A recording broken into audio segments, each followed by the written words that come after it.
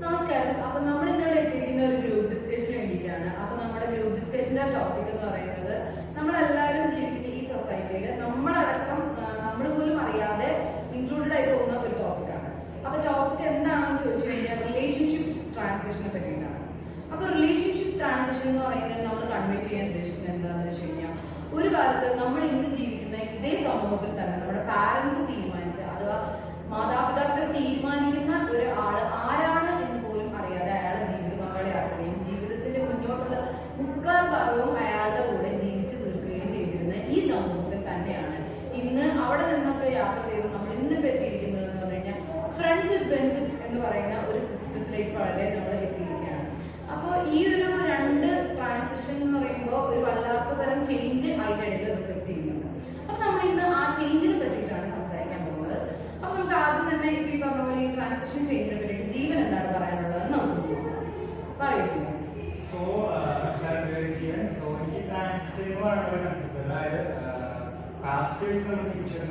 Compare ചെയ്യുകയെന്ന് വെച്ച് കഴിഞ്ഞാൽ അതിനോട് എനിക്ക് യോജിക്കാനുണ്ട്. പക്ഷെ എനിക്ക് പറയാനുള്ളത് നമ്മുടെ ഫ്രണ്ട്സ് വിത്ത് ബെനിഫിറ്റ്സ് എന്ന് പറഞ്ഞ കൺസെപ്റ്റ് ആയാലും ലിവിംഗ് ടുഗദർ എന്ന് പറയുന്ന കൺസെപ്റ്റ് ആയാലും ഇന്നത്തെ തലമുറയ്ക്ക് വളരെ അനുയോജ്യമായ ഒരു കാര്യം തന്നെയാണ്. കാരണം എന്താണെന്ന് വെച്ച് കഴിഞ്ഞാൽ നമ്മുടെ ഒരു അവകാശം, എല്ലാവർക്കും ഒരു അവകാശം, ആരോഗ്യം നമുക്ക് ഇഷ്ടമുള്ളവർക്കും ജീവിക്കാം, സ്നേഹിക്കാം, നമുക്ക് ഇഷ്ടമുള്ള ഒരു കാര്യം മറ്റുള്ളവർക്ക് ദോഷകരമാവാണ്ട് ചെയ്യാവുന്നത്. ഫ്രണ്ട്സ് വിത്ത് ബെനിഫിറ്റ്സ് എന്ന് പറഞ്ഞ കൺസെപ്റ്റ് കൊണ്ട് ലിവിംഗ് ടുഗദർ എന്ന് പറഞ്ഞ കൺസെപ്റ്റ് കൊണ്ട് ഇവിടെ ആർക്കും ഒരു ദോഷമില്ല. പാരന്റ്സിന് ഇമോഷണലി എന്തെങ്കിലും പ്രോബ്ലംസ് ഉണ്ടോ എന്ന് ചോദിച്ചു കഴിഞ്ഞാൽ അതിലേക്ക് ഞാൻ കടന്നു വരാം. എനിക്ക് ആദ്യം പറയാനുള്ളത് ഇത്രയുള്ളൂ.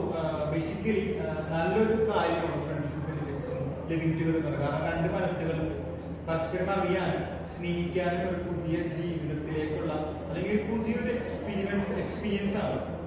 സോ ഇതിനെ കുറിച്ച് ശ്രേയക്ക് എന്താണ് പറയാനുള്ളത്? അനുഭവിച്ചോണ്ടാണ് പറഞ്ഞത്. കാരണം എന്താണെന്ന് വെച്ച് കഴിഞ്ഞാൽ നമ്മൾ ഇന്നത്തെ കാലത്ത് പണ്ടുകാലം വരെ ഇന്നത്തെ കാലത്ത് ജനറേഷൻ മാറി, കുട്ടികളുടെ ചിന്താഗതികൾ മാറി, എല്ലാ രീതിയിലും മാറി സംഭവിച്ചുകൊണ്ടിരിക്കുകയാണ്.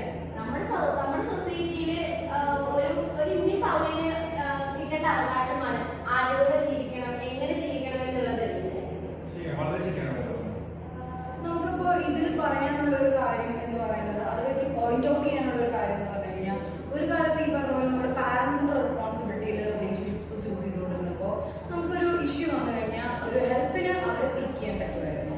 പക്ഷെ ഇപ്പൊ നമ്മൾ ഈ ഫ്രണ്ട്സ് വിത്ത് ബെനിഫിറ്റ്സ് എന്ന് പറയുന്ന ഒരുപാട് പോസിറ്റീവ് സൈഡ്സ് ഉണ്ടെങ്കിലും നമ്മൾ അതിനേക്കാൾ ഉപരി ഇപ്പൊ കണ്ടുവരുന്ന ഒരു കാര്യമാണ് ഈ ഫ്രണ്ട്സ് വിത്ത് ബെനിഫിറ്റ്സിൽ ഏർപ്പെട്ട് കഴിയുമ്പോൾ രണ്ട് പാർട്ട്നേഴ്സ് ഉള്ളതിൽ ആർക്കെങ്കിലും ഒരാളുടെ ഫീലിങ്സ് ഇൻവോൾവ് ആവുകയും അഥവാ വല്ലാത്തൊരു കൺഫ്യൂഷൻ സ്റ്റേജിലേക്ക് അവർ പോകുന്നതായിട്ട് നമുക്ക് കാഴ്ചപ്പാടുണ്ട്. അതായത് അവരവരുടെ ലിമിറ്റ് എവിടെയാണ്, അഥവാ നമ്മളൊരു ഭാര്യ ഭർത്താവ് എന്നുള്ള ഒരു കൺസെപ്റ്റിൽ ജീവിക്കുമ്പോൾ നമുക്കറിയാം നമുക്ക് അയാളിൽ ഓപ്പോസിറ്റ് ആളിൽ ഉള്ള ഒരു അവകാശത്തെ പറ്റി നമുക്കൊരു ബോധമുണ്ട്. പക്ഷെ നമ്മൾ ഫ്രണ്ട്സ് വിത്ത് ബെനിഫിറ്റ്സ് എന്നൊക്കെ പറയുന്ന ഒരു കൺസെപ്റ്റിലേക്ക് വരുമ്പോൾ നമുക്ക് എവിടെയാണ് നമ്മുടെ ലിമിറ്റ്, അഥവാ ആ ഒരു ബന്ധത്തിന്റെ അടിത്തറ, അത് ആരുടെയും മുന്നിൽ നമുക്ക് ഇങ്ങനെ പറയാൻ, അഥവാ നമുക്ക് നമ്മുടേതാണ് അയാൾ എന്ന് പറഞ്ഞ് നമുക്ക് വെളിപ്പെടുത്താൻ പറ്റാത്ത രീതിയിലുള്ള ഒരു സാഹചര്യങ്ങൾ ഫേസ് ചെയ്യുന്നുണ്ട്. അപ്പോൾ വല്ലാതെ അവിടെ നമുക്ക് ഇമോഷൻസ് ഇൻവോൾവ് ആവുന്നത്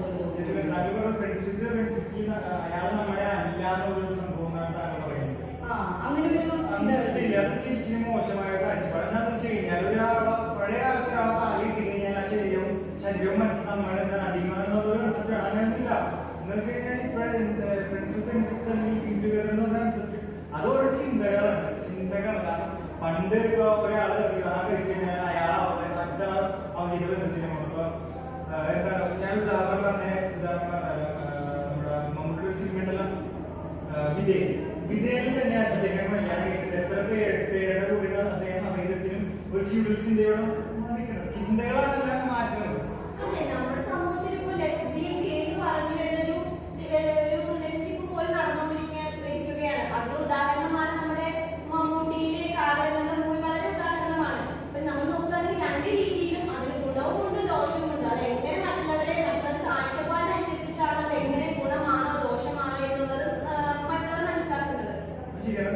ചിന്തകളാണ് ശരിക്കും ഗുണം ദോഷം എന്ന് പറയുന്നത്. ഒരു നാണയത്തിന് രണ്ട് വശങ്ങൾ ഉണ്ടെങ്കിൽ ഇപ്പോൾ നമ്മൾ നെഗറ്റീവ് സൈഡ് നോക്കാണ്ട് പോസിറ്റീവ് സൈഡ് നോക്കിയാൽ മുന്നോട്ട് പോകണം. അതായത് ഇമോഷൻസിന്റെ ഫീലിങ്സിന്റെ അതുണ്ട്. അതിപ്പോ കൺസെപ്റ്റ് ആണെങ്കിൽ താങ്കൾ പറഞ്ഞ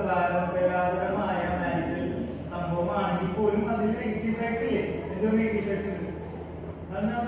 പക്ഷേ നമ്മളിപ്പോ കണ്ടുവരുന്ന ഒരു വിഷയം എന്ന് പറയുന്നത് രണ്ടുപേരിൽ നിന്നിട്ട് ഒരാൾ മാത്രം വികാരത്തിന് അടിമയാവുകയും മറ്റൊരാൾക്ക് വികാരങ്ങളില്ലാതെ വരുമ്പോഴും അവർ തമ്മിലുള്ള ഒരു ഫ്രണ്ട്ഷിപ്പ് പോലും അവിടെ നഷ്ടമായി രണ്ടുപേരും പിന്നീട് ഒരു വഴക്കിലൊക്കെ അവസാനിച്ചത് ഈ ബന്ധം അങ്ങനെയാണെങ്കിൽ പിന്നെ പണ്ട് പറഞ്ഞ താങ്കൾ പറഞ്ഞ പാരമ്പര്യ രീതിയിൽ എത്ര വിശ്വസ്തതകളുടെ പാളിച്ചകളുണ്ട്. പക്ഷെ അവിടെ നമ്മളൊരു വാഗ്ദാനം എന്ന നിലയിൽ കൊടുക്കുന്നു. വാഗ്ദാനം നമ്മൾ പേപ്പർ എഴുതി കൊടുക്കുന്നതല്ല നമ്മുടെ ഇന്നത്തെ സമൂഹത്തില് നമ്മുടെ ഫ്രണ്ട്സ് വിത്ത് ബെനിഫിറ്റ്സ് എന്നുള്ളതിൽ ഒരു ദോഷം എന്ന് പറഞ്ഞത് അത് റിയലായിട്ടുള്ള ഫ്രണ്ട്ഷിപ്പിന് പോലെ ബാധകമാവുന്നുണ്ട്. നമ്മുടെ സമൂഹത്തിൽ കാണുന്ന ഓരോ ചിന്താഗതി ഇപ്പൊ നമ്മൾ ഒരു ആൺകുട്ടി ഒരു പെൺകുട്ടി ഒപ്പം നടക്കുകയാണെങ്കിൽ മറ്റുള്ളവർ കാണുന്ന ആ ഒരു ചിന്താഗതി കൂടിയാണ് ഫ്രണ്ട് വിത്ത് ബെനിഫിറ്റ്സ് ആ ഒരു രീതിയിലാണ് കാണുന്നത്. സമൂഹം ചിന്തിക്കണതിന്റെ സമൂഹം അങ്ങനെ ചിന്തിക്കണമെന്നാണ്. രണ്ടുപേര് ജീവിക്കണമെങ്കിൽ അവരുടെ വ്യക്തിപരമായ ജീവിതത്തിലേക്ക് സമൂഹം സദാചാര കണ്ണുകളോട് വരുന്നത് എന്തിനാണെന്ന് ചോദിക്കാൻ പറ്റും. അത് നമ്മൾ ഒരാൾക്കാർ കാണുന്ന ചിന്താഗതി പോലെയാണ്. മറ്റുള്ളവർ എന്ത് വിചാരിക്കുന്ന ജീവിച്ചാൽ നമുക്ക് ഇവിടെ ജീവിക്കാൻ പറ്റില്ല. ഇത് അതാണ് എനിക്ക് പത്മ പറഞ്ഞത് എതിരഭിപ്രായമുള്ളത്. കാരണം വാഗ്ദാനം എന്താണ് വാഗ്ദാനം? എന്താണ് വാഗ്ദാനം? അതിനൊരു നമ്മള് വിവാഹം വഴി ഒരു വാഗ്ദാനം കൂടിയാണല്ലോ വിവാഹം വഴി ശരിയാണ്. ഞാൻ ബഹുമാനിക്കുമ്പോ വിവാഹത്തിനൊരു മൂല്യമുണ്ട്. വിവാഹത്തിനൊരു മൂല്യമുണ്ട്. ഒരു വളരെയധികം മൂല്യമുള്ള കാര്യം തന്നെയാണ്. പക്ഷെ ഞാൻ പറഞ്ഞു വരുന്നത് അതിനെ ബഹുമാനിച്ചുകൊണ്ട് ഇപ്പൊ വിവാഹം എന്ന് പറയുന്ന ഒരു കൺസെപ്റ്റ് ഞാൻ ബഹുമാനിക്കുന്നു. പക്ഷെ അതേസമയം ഞാനൊരു ബാലൻസ് ആയിട്ടുള്ള ഒരു കാര്യമാണ് പറയുന്നത്. ഈ ലിവ് ടുഗദർ മുന്നോട്ട് കൊണ്ടുവരണം. കാരണം എന്നാലേ ഈ സദാചാരം അങ്ങനെയുള്ള ഒരുപാട് കാര്യങ്ങൾ തച്ചുടക്കാൻ സാധിക്കും. ഇനിയിപ്പോ എന്തായാലും വരും തലമുറ തിരിച്ചെടുക്കും. അതിപ്പോ വിവാഹത്തെ കൂടുതലും ലെസ്ബിയൻ, ഗേ അല്ലെങ്കിൽ തുടങ്ങിയ ഫ്രണ്ട്ഷിപ്പായി കൂടുതലായിട്ട് മുന്നോട്ട് വരുന്നുണ്ടാവുക. അത് പാരന്റ്സ് അക്സെപ്റ്റ് ചെയ്തിട്ട് മുന്നോട്ട് പോവുക എന്നുള്ളതാണ് മറ്റൊരു വഴി എന്ന് പറയുന്നത്. അത് ഞാൻ പാരന്റ്സ് ശരിയാണ്. നമ്മളെ വളർത്തി വലുതാക്കുന്ന പാരന്റ്സ്. പക്ഷെ നമ്മളുടെ പാരന്റ്സിനായാലും നമ്മുടെ പാർട്ട്ണറിനായാൽ നമ്മുടെ മുക്കിന്റെ തുമ്പത്ത് വരെയുള്ളൂ അവകാശം. ബാക്കി എല്ലാം ചിന്തിക്കുന്നത് നമ്മളാണ്. അപ്പൊ നമ്മൾ അവരുടെ ഇഷ്ടത്തിനനുസരിച്ചല്ല ചെയ്യുന്നത് എന്നും പറഞ്ഞ് നമ്മുടെ പാരന്റ്സിനെ അവഗണിക്കണം, അവോയ്ഡ് ചെയ്യണം. നമ്മള് നമ്മളെല്ലാ കാര്യം ചെയ്യണമെന്നല്ല പറഞ്ഞു. അതെ, അങ്ങനെയല്ല. നമ്മൾ നമ്മുടെ പാരന്റ്സിന്റെ ഇമോഷൻസ് നമ്മൾ മനസ്സിലാക്കിയിട്ട് വേണം നമ്മളൊരു പാർട്ട്ണർ ചൂസ് ചെയ്യാൻ. അതും എല്ലാവരും യോജിക്കില്ല. അതിനോട് യോജിക്കില്ല. കാരണം പാരന്റ്സ് തരുന്ന പാർട്ട്ണർ 100% നമ്മുടെ ജീവിതത്തിൽ വിജയിക്കുമെന്ന് ഇവിടെ ഒരു തരില്ല.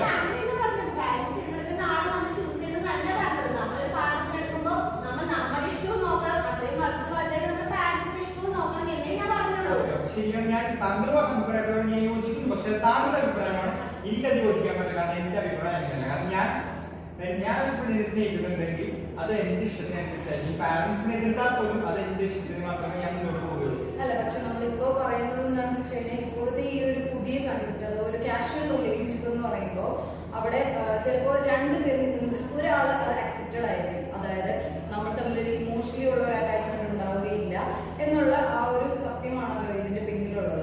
അപ്പോൾ എന്തെങ്കിലും ഒരുപോലെ രണ്ടുപേർക്കും ഫീലിങ്സ് വരികയാണെങ്കിൽ മാത്രം അതൊരു മറ്റു തരത്തിലേക്കുള്ള ബന്ധത്തിലേക്ക് പോകാം പക്ഷെ നമ്മൾ ഈ ഒരുമിച്ച് ഇമോഷൻസ് വരുന്നു, ബാക്കിയുള്ളവർക്ക് ഇമോഷൻസ് വരുന്നു. അങ്ങനെ നമ്മൾക്ക് കാത്തിരിക്കാനേ പറ്റുള്ളൂ. നമുക്ക് ഒരാളുടെ മനസ്സ് കുത്തി തുറന്ന് അയാളുടെ ഉള്ളിൽ എന്താണ് ഇമോഷൻസ് അല്ലെങ്കിൽ എന്താണ് ആ വ്യക്തി പ്രണയ ജീവിതത്തിൽ അല്ലെങ്കിൽ നമുക്ക് തരുന്ന വേണ്ടി നമുക്ക് തിരിച്ചറിയാൻ പറ്റില്ല. ഒരു വിശ്വാസം അതൊരു പോയിന്റ് നമുക്ക് നഷ്ടപ്പെടാണ്ടിരിക്കാം. അതിന് യാതൊരു പ്രസക്തിയും ഇല്ല. പക്ഷെ ജീവ നമ്മളിവിടെ കണ്ടുവരുന്ന ഒരു പ്രശ്നം എന്ന് പറഞ്ഞു കഴിഞ്ഞാൽ പൊതുവെ രണ്ടുപേരും ഒരാൾക്ക് ഇവിടെ ഒരുപാട് ഫീലിങ്സും ഇമോഷൻസും വരികയും എന്നാൽ ഓപ്പോസിറ്റ് ഉള്ള ആള് അതേസമയം ആ ആദ്യം റിലേഷൻഷിപ്പ് തുടങ്ങിയത് എന്ന് പറഞ്ഞിട്ടാണ്, അതായത് ഒരു ഇമോഷണൽ അറ്റാച്ച്മെന്റ് വേണ്ട എന്ന് പറഞ്ഞിട്ടുള്ള ആ വാക്കിൽ തന്നെ നിൽക്കുകയും ചെയ്യുമ്പോൾ ഓപ്പോസിറ്റ് ഉള്ള ഒരാളുടെ ഇമോഷൻ ഒരു വിഷയമാവുന്നില്ല എന്നാണ്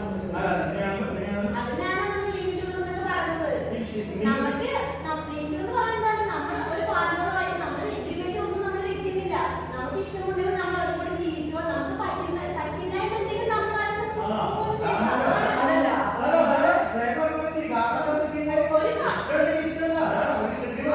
പ്രായപൂർത്തിയായ ഒരു ഇന്ത്യൻ പൗരന് അവരുടെ സ്വന്തം ജീവിതം രജിസ്റ്റർ ചെയ്യാൻ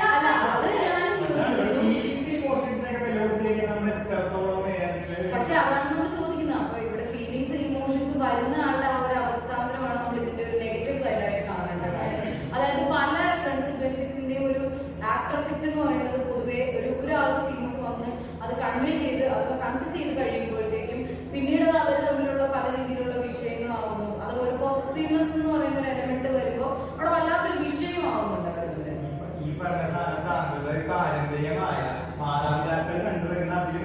പിടിച്ചു വരുന്ന ഈ വിവാഹം എന്ന് പറയുന്ന സംഭവത്തിൽ എഗ്രിമെന്റ് ഒപ്പിട്ടുണ്ടാകുന്ന വിവാഹം എന്ന് പറഞ്ഞ കൺസെപ്റ്റിലുണ്ട്. അത് നിങ്ങൾക്ക് ഇതിനെക്കുറിച്ച് ആഴത്തിൽ പരിശോധിക്കാതെ വേണം താങ്കൾക്ക്. പക്ഷെ നമുക്ക് അവിടെ വിവാഹം കഴിച്ചിട്ട് അയാൾ മറ്റൊരു ബന്ധത്തിലേക്ക് പോവുകയാണെങ്കിൽ നമുക്ക് അവിടെ എവിടെയും ചോദിക്കാനുള്ള ഒരു റൈറ്റ് ഉള്ള പോലെ അത് ചോദിക്കാനുള്ള റൈറ്റ് ഉണ്ടെന്ന് അത് നമ്മൾ 20 ആണെങ്കിലും ചോദിക്കാം. പക്ഷെ ലിവിംഗ് ടുഗദർ എന്ന് പറയുമ്പോൾ നമ്മൾ ആദ്യമേ പറയുന്നത് നമ്മൾ ഇമോഷണലി അറ്റാച്ച്മെന്റ്സ് ഇല്ല എന്ന് പറയുന്നത് തന്നെ അവിടെ നമുക്ക് ചോദിക്കുന്നതിന് ചില ലിമിറ്റുകളുണ്ട്. പക്ഷെ വിവാഹം അങ്ങനെയല്ലല്ലോ, കാരണം അയാൾ ഉറപ്പ് കൊടുക്കുകയാണ് ഒരു തരത്തിൽ വിവാഹം കഴിക്കട്ടെ. ഇപ്പൊ നമ്മളിപ്പോ എല്ലാ നിയമപ്രകാരം പാരന്റ്സിനോട് നമ്മൾ കല്യാണം കഴിച്ചു, എന്തെങ്കിലും പ്രോബ്ലം വരികയാണ് വന്നെങ്കിൽ എന്ത് ചെയ്യും? പാരന്റ്സിനോട് നമ്മൾ വീണ്ടും അവിടെ അടിച്ചമർത്തി ആ വീട്ടിൽ ജീവിക്കണം. നമ്മുടെ പാർട്ടിയുടെ ഇഷ്ടം പോലെ നമ്മൾ ജീവിക്കണം. അതല്ല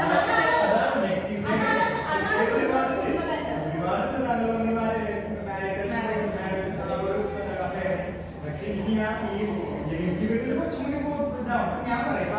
ഒരു ഉദാഹരണത്തിന്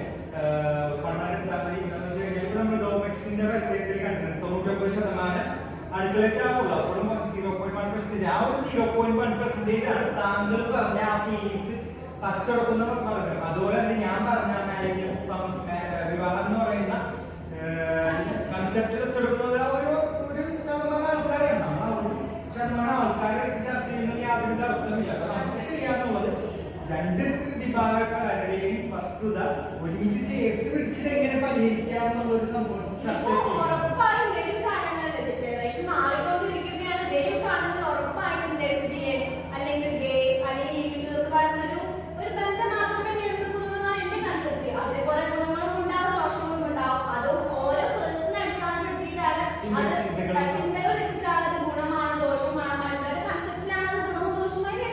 ശരിയാണ്, വളരെ ശരിയാണ്. അതോടെ ഞാൻ ശതമാനം യോജിക്കുന്നു.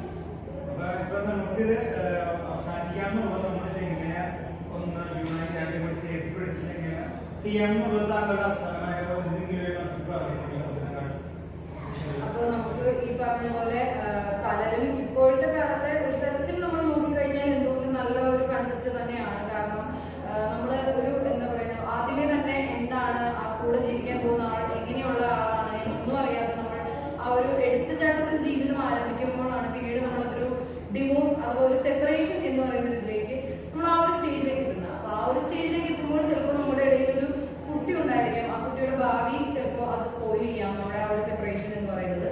അപ്പോൾ അങ്ങനെ നോക്കുമ്പോൾ എന്തുകൊണ്ടും ഒരു തരത്തിൽ ഫ്രണ്ട്ഷിപ്പ് ബെനിഫിറ്റ്സ് അതുപോലെ കാഷ്വൽ റിലേഷൻഷിപ്പിന് ശേഷം നമ്മുടെ ഒപ്പം ജീവിക്കാൻ പോകുന്ന ആൾ എന്തെന്ന് അറിഞ്ഞതിന് ശേഷം ഒരു ജീവിതത്തിലേക്ക് കടക്കുന്നതാണ് നല്ലത്.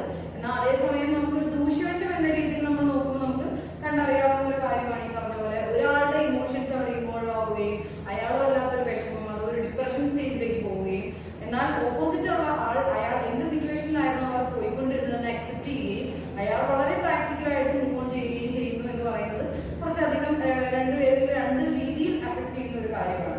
ഒരേ കാര്യത്തിന് വേണ്ടി നിന്നിട്ടും രണ്ടുപേരെയും രണ്ട് രീതിയിലാണ് അഫക്റ്റ് ചെയ്യുന്നതെന്ന് പറയുന്നത് കുറച്ച് ബുദ്ധിമുട്ടുള്ള കാര്യമാണ്. എങ്കിലും ഈ പറഞ്ഞ പോലെ ഒരേ സമയം അതിന് ദൂഷ്യവശങ്ങളും നല്ല വശങ്ങളും ഉണ്ട്. അപ്പോൾ ഇത്രയും നേരം നമുക്ക് വേണ്ടി തന്ന ശ്രേയയ്ക്കും ജീവനും എല്ലാവരും പരസ്പരം ബഹുമാനത്തോടെ എല്ലാ റിലേഷനും എന്റെ വിശ്വാസത്തോടെ റിലേഷൻ, താങ്കളുടെ വിശ്വാസത്തോടെ റിലേഷൻ, താങ്കളുടെ റിലേഷനും എല്ലാം പരസ്പര ബഹുമാനത്തോടെ മുന്നോട്ട് പോയി സംസ്കാരങ്ങൾ പിന്തുടരുന്ന സംസ്കാരങ്ങൾ പിന്തുടരാം. ഇനി അതിപ്പോ സമയം മാറുമ്പോഴുമ്പോ നമ്മള് എത്ര